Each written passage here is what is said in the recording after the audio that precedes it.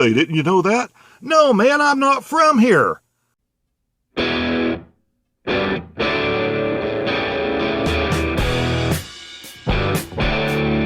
Hey friends, coming to you from inside the van tonight. And tonight I'd like to do a little chat about something that's irritating. I try not to be negative, but I want to bring you the real world out here for those of you that aren't on the road yet. And a lot of these channels and let's say YouTube people, they just chalk this up that it's all rainbows and fairies and everything is great every day. And there are some aggravations you're going to have to deal with. And this first one is going to be bad signage. And I'm talking about for state parks and national parks. These people spend millions of dollars, and everywhere you go, every place is screaming about tourism. We're spending a fortune on tourism. We need tourism. Tourism is the future. Tourism is what's going to save our little town that the factory went under 10 years ago. Tourism's going to save our region, our coal region, now that coal is on the decline. For people that spend so much money and put so much thought into tourism, I don't know why they make it so damn hard to actually find the places that you want to go to. And the second gripe is actually finding out when the places you want to go to are open. Now, in my part of the world, down here around Tennessee, Virginia, Kentucky, where everything meets, there's a place in Virginia, it's called Cave Springs. This is a national forest area. Had a nice place to swim, had a campground that probably held 40 rigs, had some nice trails to it. And notice I say had, because 23 miles before you get to this place, there are signs still that you will see, wooden signs advertising it.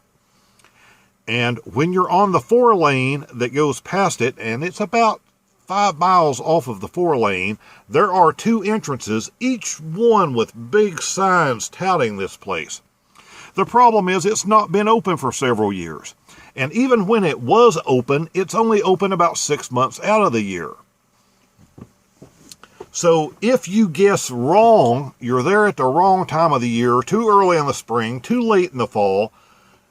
And, you know, some of these people are in 40 and 50-foot RVs. You've dragged this thing back in there around curvy roads, and you get to it and find out it's closed. You've got to turn around. There's no real place there to turn a rig around. If you're not from there, you don't know that you can go on out the road for another 8 miles out of your way and end up back on the 4-lane. It's just an aggravation for everybody. Now, if you're going to spend all of this money to put all these big wooden signs up on 2-lane roads and 4-lane roads saying, hey, welcome to blah, blah, blah state park, or on national forest, whatever. How hard is it to add an additional sign up there that says closed for season? Or in the case of this, closed permanently maybe, although some company is supposed to be trying to open this thing back up now. But that's really not the point. The point is, you should never have to venture off anywhere not knowing if the place is open. These places aren't free. They're charging you an average of $30 a night and sometimes more. You have either the state government or the federal government that's in charge of this thing. You have somebody way up in there that's the head of these things that I'm sure are making really nice 6-figure salaries. Surely to God they can figure out how to make some signage, have a park ranger go out there and put a closed for season sign on the big sign. And let me give you another example. Let's say you're dealing with state parks and you're going to West Virginia, and this is true for every other state that I know of. It's the fall of the year. Everything there doesn't close on November the 15th. Some stuff closes on October the 10th. Some stuff closes on October the 31st. Some on November the 15th. Some after Thanksgiving. But you don't know, so you can't go from one to another, and there's no way to know when you see a highway sign whether the place is actually open or not, unless you can pull over and pull out your phone and sit there and waste 30 minutes of your time trying to figure out if the place is actually still open or not. There's no other business that could give service this badly and actually stay in business other than something run by a state in the United States or something run by the federal government. It shouldn't be this hard. It's the same thing if you're in a certain state and you run around and you're thinking, national forest, this one's open all year. The next one closed September the 15th.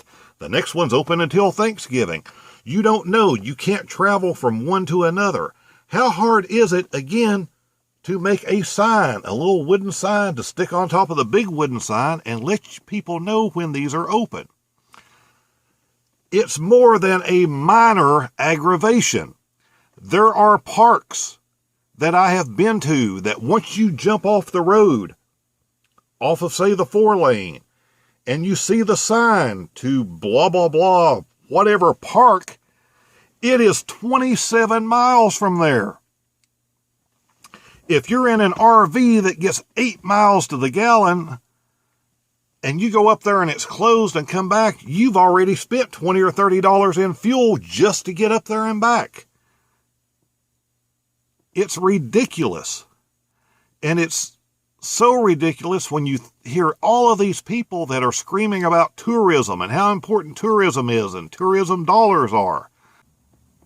One thing when you start traveling, if you haven't been doing this yet, you'll find out, and it makes sense, I'm okay with this, is that most places, even during tourist season, we're not talking about campgrounds now, we're just talking about restaurants and little museums and town museums and things like that. Most of these things are closed on Monday. Almost anywhere you go across the country, and it makes sense because these are run by individuals, sometimes by volunteers. They have worked all weekend. They need a day off during the week, just like everybody else, because they need to go take care of errands and pay their bills and what have you. So the general rule of thumb is that most places are closed on Monday. And if you're out traveling for weeks or months at a time, like I do sometimes, you learn to just not really plan for anything on a Monday. You either take that as an extra rest day, depending on where you are, or you take it as pretty much a big driving day to really get into the next area that you want to get into. And you plan on not really doing anything touristy, not really doing any exploring on Mondays. Back to the tourism silliness. The state of West Virginia, as an example, and there may be more of this, somewhere along the way, a few years back, to save money in their budget, decided to close everything down on Tuesday. I remember trying to go to this railroad thing that was about 30 miles in the middle of nowhere. I walk in, and the people there, somebody is actually there working, but it's not open, and the things around it aren't open. And it's like, it's closed on Tuesday. Didn't you know that? No, man, I'm not from here. But how could you help me out? Back 30 miles back yonder, put a sign up that says closed Tuesday, because you spent $500 on the sign, big wooden sign, to point me here. The big official West Virginia brown tourism sign, Why can you not put something out there to let these important tourists with their important tourist dollars know that you've decided to close everything on Tuesday? It's not a problem that you decided to do that, state of West Virginia. It's a problem that you didn't let anybody know that. No one is going to be happy once they drive 30 miles down curvy roads that take an hour to get in there and an hour to get back out to find out that whatever it is not open.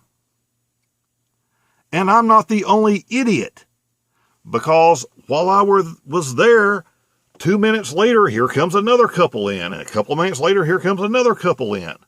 And they're sitting there looking around trying to figure out what's going on and find a sign in this place to tell them. And they ask me, and I go, hey, sorry, ma'am, West Virginia's closed on Tuesday. They're obviously upset too. Not really upset, frustrated, disappointed, because maybe this was a big part of their trip. Maybe going to this railroad thing was the thing they had planned for their summer vacation when they come down from Maryland or Pennsylvania or the top of Ohio or wherever they happen to come from, all the way down in the middle of nowhere, middle of West Virginia. Maybe it was important to these people. Maybe they came all of this way and spent all of this money to get here, and you don't have the common decency to put a sign up. Yes, maybe we can go to a website, And if you go to the website, of course, the very first thing you should see on a website is, hey, West Virginia is closed on Tuesday. But no, you won't see that. You'll have to read through 12 paragraphs of gobbledygook, and somewhere once you click around on 6 or 7 pages, you might find it mentioned somewhere that, these things are not open on Tuesdays. It doesn't have to be that hard. And this by far, when I started doing a lot of traveling, turned out to be, I would dare say, the most frustrating thing for me was trying to find things. I do a lot of exploration of abandoned stuff, exploration of old cemeteries. I love that stuff. I accept that I'm going to be lost and in the wrong place and make the wrong decision when I'm looking for those places sometimes. I don't expect to have that even worse experience when I'm trying to find something state or federally funded.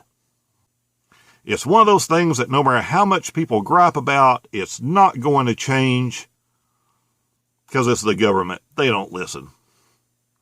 But just know this when you start out doing these things yourself, that you're going to have to do a lot of research, or you can expect that you're going to do a lot of extra driving and end up at a lot of places that are closed.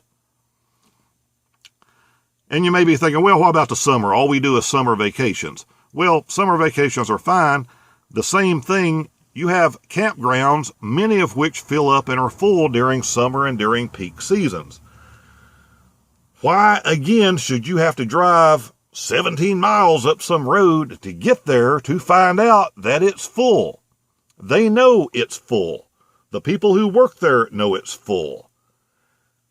On somebody's way out, they should have stuck a sign up at the highway that says, full.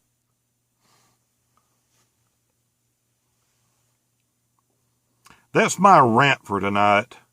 We'll get back to some positive stuff next time. If you've had any experiences like the one I've described, put them down in the comment section and let the other viewers kind of compare notes among yourselves of what you have run into. Next time we'll get into something a lot more fun. I have a video I'm working on that is a real tour of this thing and describing Class Bs versus the minivan and other kinds of vans. Some more money-saving stuff, several ways to make coffee, some videos on cooking on the road and what kind of foods and stuff we carry and how we keep things simple that way. So there's a lot planned for this channel. Stick with us, and we'll try to answer all your questions in the meantime and make this easier for you if you're already out there or for when you get ready to go on your adventures. See you next time.